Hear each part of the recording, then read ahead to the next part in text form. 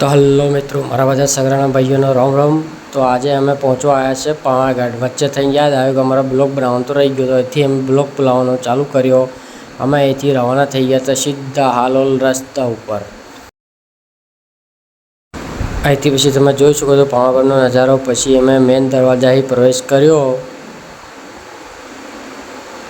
પછી આ જગ્યાએ અમે પાર્કિંગમાં ગાડી મેલી અમારી। પછી અમે રવાના થઈ ગયા છે માતાના દર્શન કરવા માટે।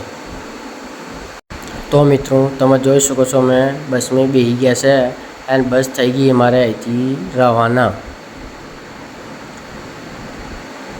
અમે મેન દરવાજાથી માતાના દર્શન માટે એન્ટ્રી કરી છે। આ બધી લોકલ ગાડીઓ પડી એટલે અમે બસમાં બેસ્યા।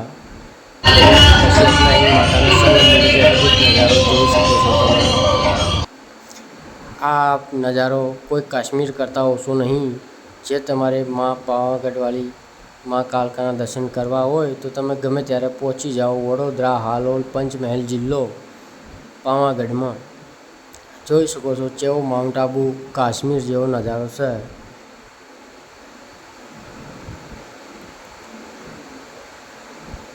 તો મિત્રો અમે પહોંચી ગયા છે સીધા મોચી।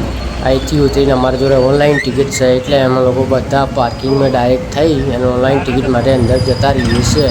અહીંથી ગઢ પાવાના પગથિયા ફક્ત 2405 પગથિયા છે। અહીંથી અમે ઓનલાઈન ટિકિટ ચેક કરાવી और બધા જતા રહ્યા સીધા અંદર। અહીં અમને ઓછામાં ઓછો લાગશે 1 કલાક જેવું છે। આ છોકરાઓ મસ્તી કરતા હતા અમારી જોડે और અમારો ટાઈમ બેસવાનો નજદીક આવી ગયો છે। આ જોઈ શકો છો તમે કેવી લિફ્ટ અતિ સુંદર ચાલી રહી છે।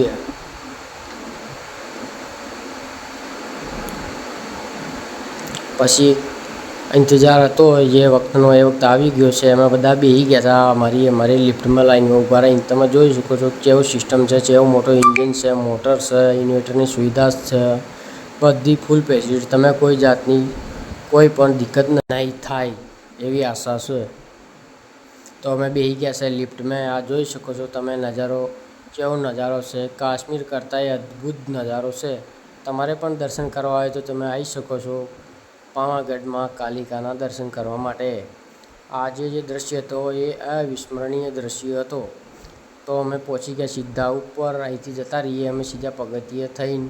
હવે અમારે ચડવાના છે સીધા ફક્ત 1800 પગથિયા ચડ્યા છે। હવે ફક્ત 400 પગથિયા ચડવાના બાકી છે। તો જોઈ શકો છો કેવી ભક્તોની ભીડ છે એટલે અમે બધા હેડીને જઈએ છીએ। અમારા બધા ભાઈબંધો, અમારા શેઠાઓ છે, એ જૈન મંદિર દિગંબરનો છે, બહુ જૂનો મંદિર હતો। અમે આવી ગયા છે મેન દરવાજાએ પ્રવેશ કર્યો। સીધા આવી ગયા ઉપર, થાકીને બેસી ગયા હતા। એ બેસ્યા થોડી વાર, મજા લીધી, ફોટો પાડ્યા, પછી નીકળી ગયા હતા સીધા ઉપર બાજુ। અમે હેડતા હેડતા જઈએ છીએ, વચ્ચે આવશે અમારા શિવશંકર ભોલેનાથના દર્શન કરીને નીકળી ગયા સીધા મેન દરવાજાએ। તમે એવો શિમલા મનાલી જેવો નજારો જોવો હોય તો તમે પહોંચી જજો ભાઈ બધા પાવાગઢ। એવો નજારો તમે કોઈ જોવા નહીં મળે। તો સીધા પહોંચી ગયા ઉપર। અમારા પગથિયા 2205 પૂરા થયા છે। હવે કરીએ છીએ અમે ભૈરવ દાદાના દર્શન।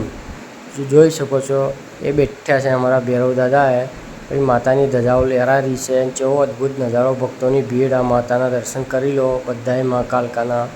માતાએ રાની તમારા ઉપર બધા ઉપર દયા રાખે એવી આશા કરું। તો અમે ભીડમાં થઈને માતાના સારી રીતે દર્શન કરીને પાછળ આવ્યા, ફોટા વોટા પાડ્યા, બધી દિશાનો આનંદ અનુભવ કર્યો। થોડી વાર બેસ્યા માતાના દરબારમાં।